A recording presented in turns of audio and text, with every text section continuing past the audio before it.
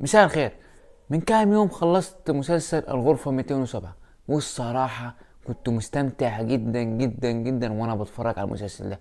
مسلسل رائع جدا. يعني احنا لما نكون رايقين كده والناس كتير قاعدة كده بنعمل مسلسل حلو جدا. بالنسبة للعالم ان احنا بنعرف نعمل مسلسلات، يعني لما نركز ونهتم بالجودة العمل هيطلع ازاي، بنعمل عمل رائع جدا. الصراحة المسلسل ده من احسن المسلسلات اللي اتفرجت عليها في سنة 22 او 22 احسن مسلسلات الصراحة. حاجة ختمنا بيها السنة الصراحة، يعني حاجة رائعة جدا. وكنت صراحة زعلان انا بخلص مسلسل اكتر من رائع. طبعا بعد ما خلصت المسلسل انا قلت لازم اعمل لكم حلقة. يعني طبعا في ناس هتقول انت لسه المسلسل نزل بقاله فترة وانت هتعمل حلقة. يعني الصراحة أنا لسه مخلص المسلسل، يعني كنت على فترات متقطعة كنت بسمع المسلسل. يعني ساعات كنت مثلا بسمع حلقة مثلا خمسة، تلاقيني مثلا قعدت شهر كده لغاية ما أسمع الحلقة الست. مش عارف، يعني حاجة غريبة. يعني هتتعود على الموضوع ده أو هنحاول إحنا إيه، أظبط الموضوع ده على قد ما أقدر، يعني نواكب الموضوع ده أول بأول. يعني أول حاجة نخلصها أول بأول نبقى في الموضوع على طول، يعني نهتم بالموضوع. أي مسلسل أو أي فيلم على طول ننزله على طول بسرعة نسمعه. يعني هنحاول نظبط الموضوع ده، فانتوا ايه، اشتغلوا معايا كده وظبطوني.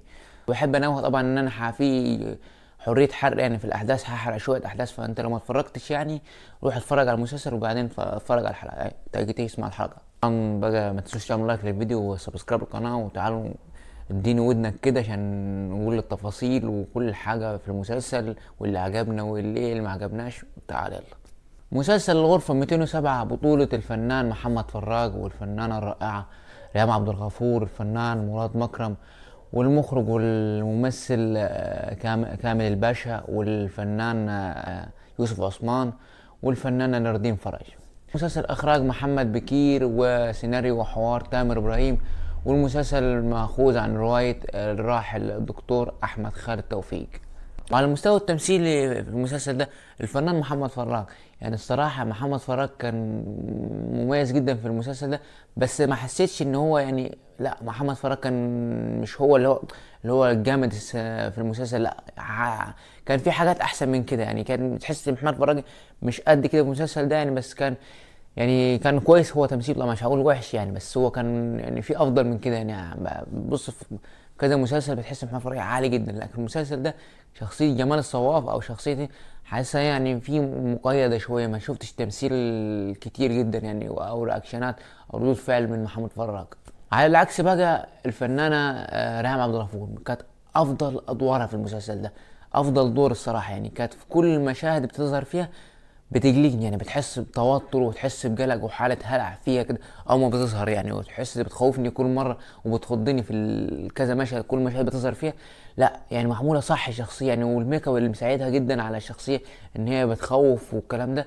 لا الصراحة معمول صح جدا. وبصراحة أداء الفنانة ريهام عبد الغفور يعني حاجة رائعة جدا، ومن أقوى الشخصيات في المسلسل ده إن لم يكون أقواها.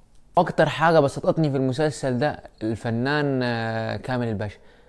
شخصية جميل جدا الصراحه. يعني تمثيل الراجل ده يعني تمثيله جدا، يعني تمثيله بسيط، تمثيل ما فيهوش اي تعقيدات او اي حاجه.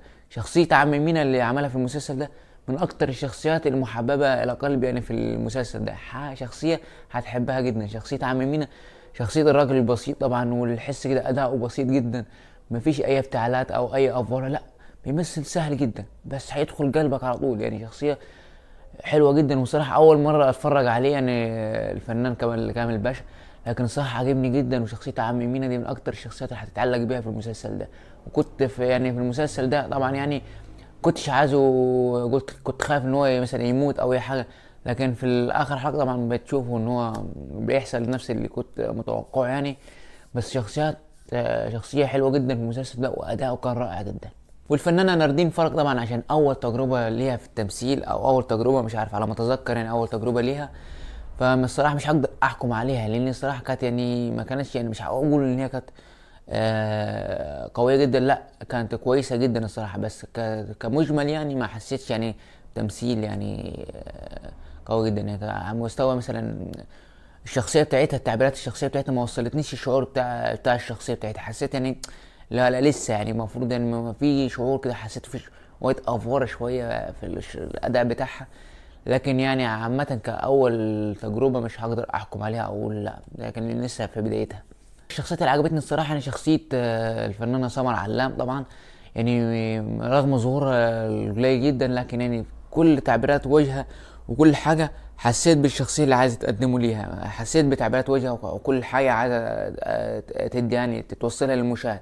صراحة كل حاجة يعني وصلتها لي بشكل مظبوط، وصراحة أحييها جدا. والفنان يوسف عثمان طبعا يعني من اكتر الناس اللي كانت بحبها على مستوى التمثيل مثلا. لكن صراحه في المسلسل ده كان دوره صغير جدا يعني لدرجه ان انا ما اقدرش احكم عليه. بس كل ادوار اخر حلقه يعني صراحه كان عاجبني جدا، في اخر حلقه خصوصا ظهر يعني كتير يعني، بس عاجبني جدا الصراحه كل ردود افعاله يعني عجبتني جدا الصراحه. ويعني في الدور ده مع يعني حسيته مش هقدر احكم عليه لان هو اصلا ما ظهرش كتير في المسلسل. الفنان مراد مكرم طبعا من اكتر الناس اللي عجبتني في المسلسل ده الصراحه، يعني اتقانه للغه الايطاليه، اكسنت ايطالي. حسيت الراجل ان ده ايطالي، يعني من اكتر حاجات شدتني ليه اللغه بتاعته، ان هو بيتكلم ايطالي في المسلسل ده.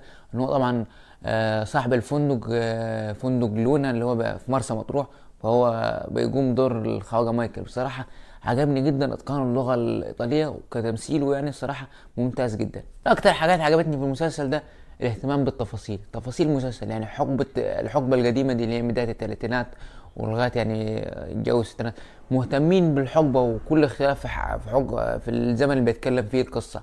يعني شوف مثلا منظر الاوتيل عامل ازاي، الاضواء الاضاءه والستايل الملابس عامل ازاي، يعني كل حاجه في تفاصيل باينه في المسلسل ده معموله بدقه. يعني المخرج محمد بكير بحب اديله تحيه على اتقانه بالتفاصيل وكل حاجه، يعني اشد تفاصيل فيها هتبص هتلقى ان في المسلسل ده متعوب عليه، يعني معمول صح، يعني مش معمول كروت ولا حاجه، لا تفاصيل مثلا كل حاجه.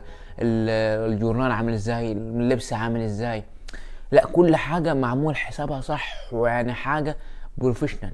اكتر الحاجات اللي عجبتني في المسلسل ده ان كل حلقه في المسلسل كنت بنسمع صوت ام كلثوم كده والبحر، وصوت اضواء البحر كده وصوت ام كلثوم مع اغاني، كان بيديك شعور بالنوستالجيا زي ايام زمان بقى.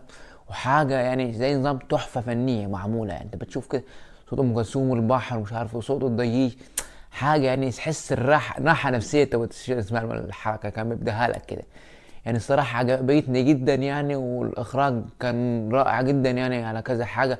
الإخراج على الفيجوال افكس والكلام ده كله كان معمول الصراحة مبهر جدا وعجبني. المسلسل بتدور عن فندق لونا في فندق مرسى مطروح، والفندق ده فيه غرفة 207. الغرفة دي ملعونة، أي حد بيدخل الغرفة دي بيحصل له حاجات، يعني في ناس بتموت وناس بتنتحر وفي ناس مش بتطلع منها وفي ناس بتختفي. فبنتعرف على القصة دي ان القصة وراها من سنة 1934، ان قصة النهاية ريهام عبد الغفور اتقتلت في الفندق ده او في الغرفة دي، حرقوها وكانت لسه خلفت، يعني خلفت جمال الصوافي اللي هو بيقوم دور الفنان محمد فراج. وطبعا بعد ما اتقتلت فهي عايزة تنتقم، فكل اللي بيسكن في الأوضة دي بتحاول تقتله او حاول بتخلص مني، او بنشوف كذا حاجة ان هي عايزة تنتقم من وتاخد حقها. حلقة بتكلم مع محمد فراج بتقول له انت السبب يا جمال، انت السبب في اللي بيحصل واللي هيحصل. يعني كل مرة كانت الجملة دي بتتكرر، فاحنا مش فاهمين ايه اللي بيحصل. فبعد تتوالي الحلقات بتحاول ايه الموضوع بيتفتح معاك على طول، تحس كده بتحاول تفهم. فعاوز ان انت الحلقة العاشرة دي انا كنت مستني ان انا افهم اكتر بقى، كل حاجة تتفتح، يعني كل الصفحة تتفتح وافهم كل الدنيا. فالحلقة العاشرة الصراحة يعني ما حسيتش ان أنا لا لسه ما فهمتش، يعني في حاجات ما فهمتهاش الصراحه. يعني في حسيت يعني ان هو خلص، يعني هو طبعا المسلسل فيه جزء تاني طبعا للي ما عرفش يعني، بس حسيت ان انا كنت عايز في حاجات افهمها. يعني رام عبد الغفور بتقول لجمال في المسلسل، يعني بتقول له انت تقدر، انت بايديك ما يخليش ده يحصل. يعني ايه يعني مش فاهم الحته دي الصراحه يعني. وفي يعني على بعض الاستنتاجات اللي قريتها يعني ان في ناس بتقول مثلا ان هو يرجع بالزمن وينقذها ان هي ما تتقتلش او كل الكلام ده يحصل اصلا. فهي يعني بتشوف احنا بتودي جمال كذا حقبه في المسلسل، اول ما بيدخل غرفه 207 بتوديه كذا حقبه عشان يتفهموا ايه اللي بيحصل ده. فطبعا جمال مش بيفهم الحوار ده، فبتقول له انت لما ما فهمتش لسه يا جمال. فكل الحياة دي بترتب عليها ترتيب، ان القصة ان هي عايزة تفهم جمال توصل له حاجة، ان الاحداث دي ان هو ينقذها عشان ما يحصلش كل الحاجة اللي حصلت دي. فطبعا يعني انا ما فهمش يعني، في حاجات ما توضحتش اكتر. يعني عرفنا ان هي طبعا في اخر حلقة عرفنا ان ريهام عبد الغفور ان هي اخت الخواجة مايكل اللي هو صاحب الفندق، اخته طبعا. واتجوزت الفريدو ده اللي هو شريك الخواجة هني، ابو الخواجة مايكل، شريكه في الفندق واللي اشتراه معاه. فطبعا ريهام عبد الغفور